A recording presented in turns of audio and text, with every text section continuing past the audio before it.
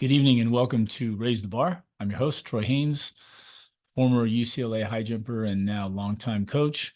And we are brought to you by nobody because I don't have any sponsors yet, but we're working on it.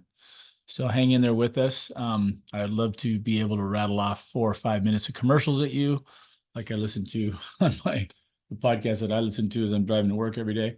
But those days aren't here yet. So tonight I wanted to do a little ranting before I got a chance to talk with Jeremy Fisher. He's going to be joining us at 7 o'clock. It's now 6:20 on Monday, February 5th. And the thing that I wanted to rant about was a topic that came up just the other day as I was talking with Brady Wirtz. And he brought up a very interesting idea right at our close of our conversation. And we were talking about, sophisticated training methods and lifting and running and plyos and all this. And he brought up a real interesting thing as I was doing what I usually do, which is trying to find the, best, most intense, most efficient, most taxing, but most beneficial, yada, yada, yada with all these exercises and parts of training that I, feel have a definite place inside any, well-rounded training program for any explosive athlete. It could be a high jump, long jump, triple jump, pole vault, any of the field events. It could be soccer, could be tennis, could be, football, basketball, soccer, volleyball, anything that requires you to change direction quickly, at high speeds, explosive power, all those kinds of things. So as we were talking about that, Brittany said, uh, he just brought up the idea at the very end, and I don't remember exactly what he said, but I remember the gist of it is what got my brain going on this. And the idea was be careful, of overtraining and be careful of high volume and high intensity and, not enough rest. And he threw out a quote again that I think I'd heard before, but if I didn't, it was a version of something I'd heard before, which is, basically that it's better to be kind of undertrained and a little bit more rested, especially as a jumper, right? As an explosive jumper, a high jumper, long jumper, triple jumper, better to be untrained and rested than to be overtrained and tired, when you get to the big dance. If you're going for, the world championships or your league finals or, just a big invitational, let's say. But, if you've been working hard getting ready for that, depends on the season, depends on, which meet it is, depends on a lot of little variables. But at the same time, if you really want to compete well, then you cannot grind your athletes into the ground.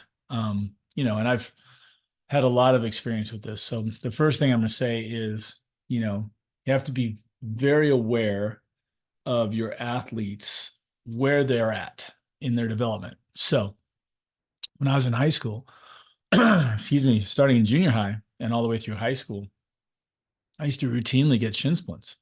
And I don't believe it was through any inherent physical weakness on my part. It was strictly overtraining. I mean, we jumped all the time. And you might be thinking out there, you go, well, why'd you do that? It's like, well, I was young, didn't know any better. You recover a lot quicker when you're younger. So, you don't really notice as much, I don't think. And little nagging things, with a day or two rest here, you take the weekend off, you come back and you don't notice it, and then all of a sudden, midway through the season or something, you're starting to notice your shins are kind of tugging at you and your lower legs don't feel so great. And, but it's hard to say exactly how you deal with that, because when I was that age, I just was like, we didn't even know about taping. Again, this is in the dark ages. For those of you that are out there listening to this in your 20s or your teens, I was jumping back in the mid 70s. When I was 12, I was 1976. And I had just started watching some high jumping. I may or may not, I'm sure I knew who Dwight Stones was. 76 was Montreal. So yeah, he was becoming a big household name and, had broken a world record by then. And We'd seen some of them on TV. So, we knew stuff about the high jump and was trying it out, but I didn't know what a shin splint was. I never got them taped up. I didn't even know that you could take aspirin for it, which I didn't figure out till I was a senior. Didn't know any of the things that we know now, which is icing is great for it. All the tibialis anterior exercises that you can do to strengthen the whole lower leg compartment.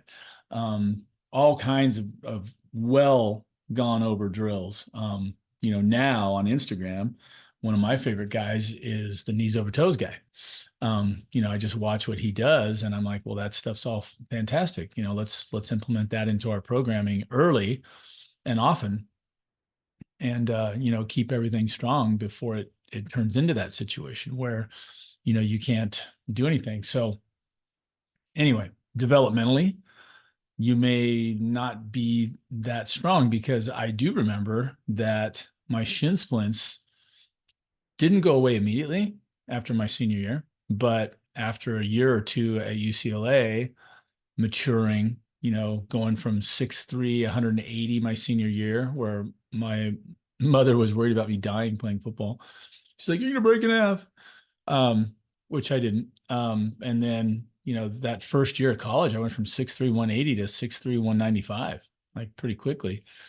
And my shins still bugged me, but not as bad.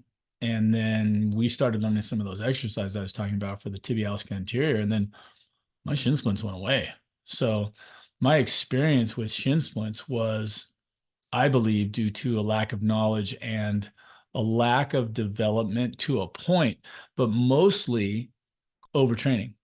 I think I just overtrained. And did I learn my lessons from that? No, it took a while. So, every year shins would bother me towards the end of the year, but, you know, I had the same jump record as a lot of people would when they start early and they're having some success, as the eighth grade junior high guy. I was the league champ. In sixth grade, when I first did the local park meet, I won that. I won the one before the city championships, and then I won the city championships. I think I jumped 4.2 or I don't remember. It wasn't anything that awesome. Um, you know, seventh grade jump 5.1, eighth grade jump 5.6 1/2 or something like that, and was eighth grade champ. Ninth grade year I jumped 5.11, was the ninth grade champ. This is in Long Beach, California. Could be anywhere in the U.S. There's tons of jumpers just like me. And what did we do at practice? We didn't have a coach. We just jumped. It was fun. You're trying to jump over the bar and then you're pushing yourself. You try to jump higher. And so nobody was saying, hey, here's some ideas. We call these principles of periodization, blah, blah, blah. And when you're younger, you're not even lifting weights yet. The standard book is we shouldn't start really lifting weights until, age 14, something like that, because there is risk. Those of you that have young athletes out there in the land of, junior Olympics and what I would call grassroots, having the 5 and 6 year olds training and all that, you got to be real careful that you don't do any kind of heavy resistance training of any kind. I mean, you can run them around and do kinds of drills and everything, but if you start lifting too heavy, you can close the growth plates on the long bones and stunt growth. So you really wait, until you're 14 or so. So the training, all those things that go into becoming an athlete and all that, you just go and do.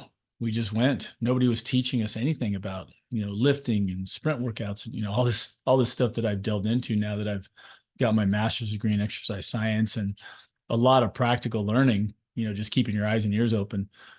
Seems like every 5 years, everything changes. We've had on the show before, a good friend of mine, Aaron Washa. I consider him a good friend, and yet we've never met face to face. We've had 3 podcasts now, and we've talked about going into some business ventures. And Aaron is super sharp, and he has his own, system of training, and he's advertising on Instagram and showing off the stuff that he does, which is amazing. From 2-footed jumps up onto the top of his truck, 71-inch box jump in the gym, which is what I first saw hum doing. And you're just looking at that going, well, that looks pretty good. That looks like that works, And but all that stuff is constantly changing just because sports is a multi-billion dollar, industry. Sports, you know, as a big category, obviously football, basketball, baseball, track and field to a smaller extent, soccer, hockey, all these great sports, baseball that make, where the athletes can make millions of dollars, coaches can make millions of dollars. And, these corporations and companies and team owners that have, vested interests, they're in line with television to make billions of dollars, and therefore millions of dollars in expenditures make sense to them. And it's a competitive industry, and you have to have the cutting edge information on all that stuff. So with the proliferation of that, the knowledge has just expanded so rapidly and so deeply and so minutely in some ways, down to details that, are just pretty amazing. So none of that was available when I was jumping. So, my shins just hurt. And I didn't know that I was overtraining because I was a kid and I didn't have anybody really saying, hey, why don't you take a day off and why don't you rest up? And, sometimes people would do that. And you're not a complete idiot. You just, well, I don't feel so good. I'm gonna take a couple of days off till I feel better. So, going through high school, I remember that being the case. But with that said, if I'd have just had somebody there, maybe been a little smarter myself and not jumped so much at each practice, or maybe not even every day like we used to, probably not as much of an issue. So there's a couple things that work, like we said, immature systems. Got to be aware of this as you take younger athletes and you just say, hey, you know what you guys need? You need explosive power. You need to do plyos. You need to do sprinting. You need to do this. You need to do that. And yeah, they do. But you really got to be careful of volume and technique. Some athletes may be wired with great stuff. Their muscles have a genetic predisposition to be quick twitch and they've got all this stuff. And you're looking at them, oh, wow. And then, when you start really loading those systems, if the technique isn't perfect, and there's a little structural, let's say, instabilities, inconsistencies, a lack of, mobility or stability, like we said, then you can get either a traumatic injury or, where something just blows out, and unfortunately would be like a patellar tendon tear or, whatever that, terrible thing that could happen. Or you just be overuse, you just keep hammering with a hammer, long enough on a rock somewhere or poking, you say, oh, that first it's annoying and then it turns painful. Somebody pokes you in the chest, and they just keep poking you. First of all, it's annoying, right? It's like a little kid going, hey, are we there yet? Are we there yet? Poke, poke, poke, poke, poke, poke. And then all of a sudden you look down, there's a hole in your shirt. And then all of a sudden you look down and there's an indent in your chest and it's turning red. And then all of a sudden you're breaking through the skin. And then all of a sudden you're doing tissue damage, right? You can do that. We don't think of it that way, but that's just the power of repetition. So, there's that. And you got to be very careful with young athletes because they're fragile, unless they're, again, have a genetic predisposition and who even knows, they could survive what you're doing to them. Some of these coaches come out like, oh, this is my system and we pound on you and blah, blah, blah. It's like, okay, and maybe you have 1,000 kids and maybe only 10 got injured. You say, well, my percentage is low. Maybe the next year 20 get injured and you do the same program. It's like, well, maybe it was just, we had a better genetics last time, or, what are the variables? The Russians, used to put their athletes through heavy plyometrics, depth jumps of over 6 feet, 10 feet, jumping off of like parachute platforms, the kind of stuff you do when you're trying to learn how to do that in the Army, right? With a parachute on your back, you just drop and try to catch. And, they would destroy numerous athletes, their knees and their shins and everything started giving out. And then the ones that survived, they're like, yes, but look at these are the Russian, there. And I'm here to tell you, they were probably taking steroids also. But, maybe you have a genetic disposition. Maybe you have a little help with your drugs. Maybe you just got a couple breaks, and everything has come a long way since then, but at the same time, a lot of those things are around. And anyway, the heavy training, be aware that the problems in heavy training, especially for someone who is immature or who doesn't have a great base or who's never done anything before, you get them out there and sometimes the genetics are great. Oh, wow, you're really quick and you look like you got some explosive speed and, you get excited and you just throw everything at these kids. Well, you got to be careful. They're probably not ready for that. So you have to know how to slowly develop. Okay. And then you've got the not ready for primetime players that get a big power program thrown at them, lifting and explosive plyometrics and speed and agility. And, here it is, just and all of a sudden some breaks. So that's a problem. And then we've just got the repetition problem, right? And so, you have to have balance. You have to have knowledge. You have to be aware. And, the one thing it's hard to say, jumpers, high jumpers in general, the knock against high jumpers when I was in school, which I think is still true to this day, is most high jumpers, if you go, hey, let's go jump, they're like, okay, it's fun. Let's do it. I like it, and you're hanging out and maybe some of the cute girls are high jumping also. And you're just like, oh, this is great, and maybe you don't have a great work ethic, or maybe it's just more fun to jump than it is to run. I never liked running, I never liked running 150s. They were probably pretty good for me, but I definitely didn't like running 400s. I can tell you that. But short sprints, something like that. Okay, if I have to, now, of course, I'm telling my athletes that they have to, and they're the ones that are trying to be flakes and sit around and not do anything because, you want to be able to work. So it's a fine edge, in some ways, maybe high jumpers are instinctively doing what they should, which is conserve energy, be rested, like we said. The whole premise here is that, being overtrained and flat. And here we're going to coin my term. I'm going to claim this right now in the face of the plethora of people listening to Raise the Bar, that I coined the term a few years back. I call it razor dull.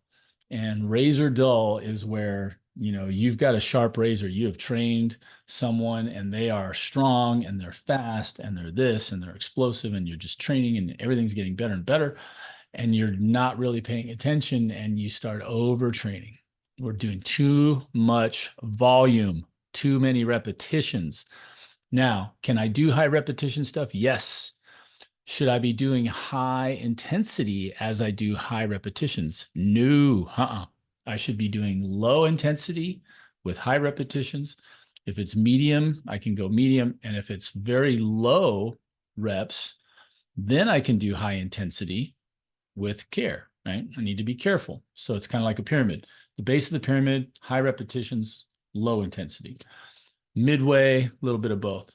High end of the pyramid, we have very high intensity, but we need to drop the reps. Okay. Very important concept. And so, when we're going through training and doing those kinds of things, we just got to be aware of that whole thing. Okay. The high repetitions, they need to start going away. Otherwise, I'm going to run the risk of taking my sharp razor. And what do you do with a sharp razor? You shave with it and you go, oh, wow, that's a really nice shave. That, and it was quick, man. When I get a brand new razor, you're done, right? And you're going along, and after you use it 2 or 3 times, these disposable razors, all of a sudden they're just not as sharp, as they were. Now, if you still want to get a good clean shave, what do? I mean, you just keep shaving with it, and it takes a little bit longer, but you keep grinding, you keep using it. You're like, okay.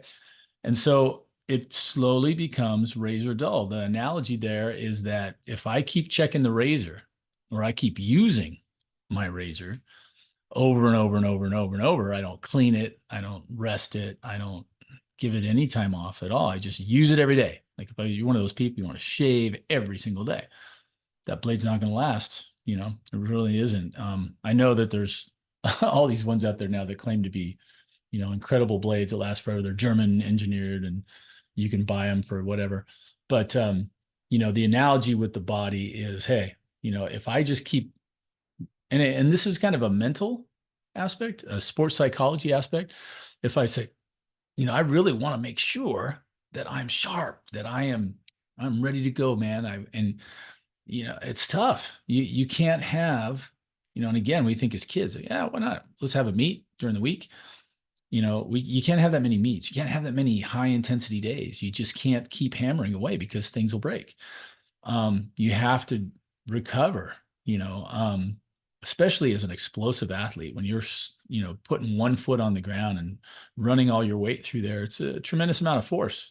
Joint forces go through and they tax the bones. And yeah, your body remodels, get stronger, and your muscles get bigger and your bones get thicker and all that stuff. But your tendons wear down, ligaments wear down, they start to get inflamed, they get sore, they get a little testy. That's why you need to ice regularly, take the swelling out of there, let the body heal.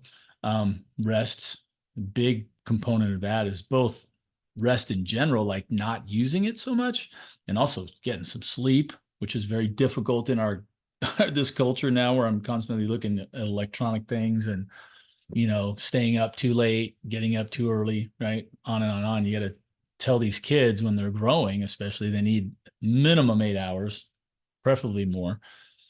Oh, well, I stay up till 2 doing homework. Well, then you're not being organized with your time. If you're honest and you're talking with your friends online and you're watching your TV shows and you're playing your video games and you stay up too late because you're still a conscientious student, you need to get that done, you're not going to recover as well, and those little things add up. So there's micro damage is done every day, just running around. Now, the better we get at warming up, active warm up, a nice easy progression. We stretch, we make sure we're not really taxing the system too much at the time. Full warm up, you're getting very sweaty, you can continue increasing your intensity, and then all of a sudden you're doing your work. But you got to be aware, okay, of the high intensity, high rep situation. You just keep pushing. Why do jumpers do that? They want to get better. They keep saying, oh, I get this all the time. I've had it with my athletes. Barbara Bachaka would tell you from Canada that when she first started working with me, man, she hadn't jumped for a while. She'd been taking a long break. She'd been training on her own. She was fired up. She came down. She was well rested, and this happens. Those first workouts after 6 months off or a year off, your legs feel great. You take 100 jumps and they still feel good. The next day you're like, that was nothing. Let's do it again. It's got to be careful, right? Because a lot of times I picture let's say the lower leg complex, the shins, ankles, knees, okay, down there. It can go as high as your hips, I guess, as a high jumper, but it tends to stay lower. But you're going along and you're feeling, okay, this is all, great. And we would be having these workouts and Barb was learning a lot. She's asking a lot of questions. And then she's not shy, she's a workhorse. She's like, oh, I want to learn. I came down here to learn, so let's go. And there's those times as a coach, you just kind of develop that skill. I've been doing it for a long time now. And there's times where you go, okay, all right. And they go, just give me one more jump. And I'm like, I don't think so. I don't think you got anything left. There comes that point. It's just like, okay. And you can tell. And it's like, I've said yes and no. I've said, okay, yeah, take one more. And other times I've said, no, let's not do any more. You're done. We've taken too many already, blah, blah, blah. But she was pushing and she had just had a recent PR. She'd gone up to 1.87 meters and was, pushing. And then she strained something, and when she strained something, it turned into, and this is right at the end of the season. See, right when the meets are getting big, and all of a sudden she wasn't able to train, and that's one of the worst things. I gave you the example of my experience my senior year. Well, I was, the meet schedule was crazy, right? And this is back in the old days in high school, but we had a dual meet every Thursday, as I remember, almost every Thursday. If there was a rain out, you'd make that meet up next week. And then, it doesn't rain much in Southern California. And then a lot of times we had meets on the weekends. Now, when I was a senior in high school, you could only go to 4. Now you can go to unlimited. I don't know what the rule is actually, but it seems unlimited. I don't have anybody tell me anymore that you can't. So it was probably a little bit safer back in the day, but still 4 was plenty, along with all our dual meets. Because in Long Beach, we had 6 high schools at the time. Long Beach Wilson, Long Beach Poly, Long Beach Jordan, Lakewood, um, Compton, Milliken. So we'd go against 5 schools. So that's 5 dual meets. And we had some practice meets before the season, right? You could call them non-conference. You just call them warm-up meets. You would have your invites on the weekends. My senior year, I went to Cal State Northridge. I went to Lakewood High School, had a great one. I always PR'd there. Um, Literally, I think I had almost every PR in high school there except the one. And then Arcadia, Mount Sac, big meets. There's a lot more now. Irvine has a nice one now, San Clemente out here. Those of you listening from back east, you have no idea where these are, but there's lots of nice venues and good fields. And the opportunity to train and jump and compete is all over the place. You can get all kinds of meets in, and the problem is too many, wear out, burn out. So one of the chief components of the rant is be smart. And just remember, high jumping, long jumping, triple jumping especially. Oh my gosh, I have such respect for triple jumpers, because one jump, one explosive effort is a lot, high and long. 3 in a row, bing, bing, bing in the triple. Yeah, not my event. I'm nowhere near tough enough to be a triple jumper. I have a ton of respect. But it's an explosive, powerful movement, and it really taxes you. And I think back a couple ways, having the wisdom to not train as much, to let your body recover, and the biggest mistake there really with letting recovery happen is the fact that, you're young, you're 18, 17, 18, 16, you're at the peak of your recuperative powers. We all know that now. I don't want to tell you how old I am. I just recently had a birthday, but I don't recover anywhere near as fast as I used to. You notice a cut on your hand takes a week or 2 weeks to heal. It's like watching a Marvel movie, when they cut Wolverine and he heals in like 5 seconds. You're like, oh, it kind of feels like that sometimes. Like we used to heal that fast, get up the next day, again, your power meters, halfway back up already. Now power bar's still way down, the day after a heavy, and when I mean heavy for now kind of workout. So, the story was that, my senior year, I got injured right before the CIF run. So I had a slight tweak in my hamstring that I got at league finals, jumping 6'8". So the next week, my coach shut me down very wisely. The wise Carl Halstead, who has passed away just recently, defensive line coach, shot put, discus, and our coach, and he did a great job with us. He used to have us jump up and down the bleachers on one leg, and always stressed arms. I got my, I don't know, I wouldn't say knowledge, but my appreciation and understanding of training and using your arms from good old Coach Halstead, because I was a double armor and I would reach back and learn how to do that. So, the training and the workouts, they pile up, and he shut me down, and he said, let's just rest up. You can jog a little, you can do some backovers if you really want to. And that was Friday of 1 week to Friday the next week was CI finals. So I didn't do anything for a week basically. I came back and I felt great. I jumped 6'7", no misses. And qualified number 1 as a senior to go to the next level. And after that, kind of got back after it, but and my shins felt good for the most part. The only time they bothered me at all was state prelims to state finals, because we didn't have a rest day in between.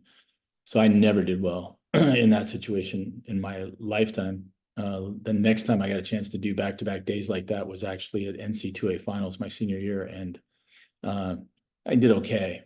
Actually, you know what? We had a day in between. It was not a true back to back. We did have a day of rest. So anyway, not my strength, too heavy. But the gist of the point is the point of the gist. The gist of the point is that the rest right before the big event was crucial and completely lucked upon because my body said, no, you're not doing the right thing. You need to stop. So it shut me down on its own. And you know, my senior year in college now, 4 years later, I was training crazy lifting, plyos. Bob Alejo, who was in the UCLA training area at that time, wrote my programs, and we got very experimental with some heavy plyos. Great stuff, great stuff. But again, if I had to do it again, I would go back and cut the volume in half, you know, and both half on the workouts themselves, and then also a half the number of days for sure. And it would have made a significant difference in me lasting that season because I was going along thinking everything was great, you know, short sprints and explosive lifts and plyos and jumping, you know, and we just had the one meet a week in college, you know, on the weekends. Never had a weekday meet. It's not like basketball, you don't play twice a week. Football, you only have one game, right? But you know, when we got to the big meets my senior year, right after the SC meet, jumped 220 at the Coliseum. And yeah, right after that, it's almost like the following Monday, my knees started aching. And I all of a sudden I just felt like an old man, you know. I went into the training room and they go, yeah, you got patellar tendonitis, both knees. I'm like, I got what? That was like a death sentence, you know. I'm like, okay, what do I do? And they're like, well, you should ice. Here's some anti-inflammatories, and you should rest. And I'm like going, I can't rest. I've been training 5-6 days a week. You know, I got Pac-12s are coming up. I think it was that week or the next week, and then right after that was NC2As. And you know, right when you're getting to the crunch time, same thing that happened to Barb. You know, it was like I'm getting the big meets, and all of a sudden I can't train. And I didn't push through. I didn't train, you know, despite what they told me. I obeyed and iced and did everything I could to recover. But it took the a mental edge off. On that one, I can say I don't know if it was enough time to completely undo the damage from the patellar tendonitis, but they didn't hurt as much when I got to those meets. So there was a little bit of recovery there. I think the mental damage was worse because I was really rolling. I was having a really fun time. You know, the training itself was fun and I was performing well. I jumped 7-1. We went to SMU. I almost jumped 3.5 at that meet, came back, jumped 2.25 and 3.5 against Houston. And then a week or two later, jumped 7-2.5 against SC at the Coliseum. And for the second time, took jumps at 7-4.5, which was the highest I ever attempted. And, you know, was clicking. I was confident. I opened at over 7 feet against USC. I think I went 7 feet or, you know, 215 and 220, boom, boom, clean, and was all ready to jump 225. So, you know, it was clicking, happy, confident, and all of a sudden, man, felt like an old man. And so the lesson for you youngsters and even for some of you older coaches that may, you know, find that you have a predilection towards overtraining when you're hearing these stories, you may be able to think of some instances when you did that to someone or when you just, you know, you felt, God, it'd be so great if we could just keep working hard through here. My advice is less is more. It sounds crazy, but you know, I talked with the great Lee Balkin, who was a teammate of mine at UCLA for my first 2 years, and a longtime coach at Glendale Junior College here, and he was a great high school jumper. Still holds the state meet record, not the state record for overall height, but the state meet itself competition. He jumped 7'3", and he was, you know, he told me at UCLA, he jumped 7'4", 7'5". He's second on the all-time list. There's Dell Davis, Lee Balkin. I believe Rory Kotinick is still up there. And so he left UCLA and he jumped higher after he left. Lee always had problems with his ankles. And but you wouldn't know it when we trained. I mean, we used to do crazy workouts. Him and Dell and myself, we were jumping up and down on, Jan steps. We were jumping up and down on the stadium steps at UCLA. We were, we did stupid amounts of volume, just I look back on it and I really think I may have taken 6 or 7 years off my legs by just using them so much. Razor dull, man, that was me.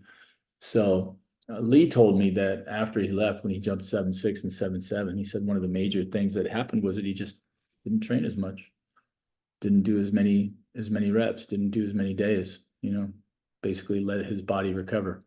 So that's it in a nutshell. The rant is be smart, train hard. But if you do train really hard, don't train for really long, cycle through things, go low, medium, high, low, medium, high, low, medium, high. And in the middle of all that, take some extra days off. It's way better.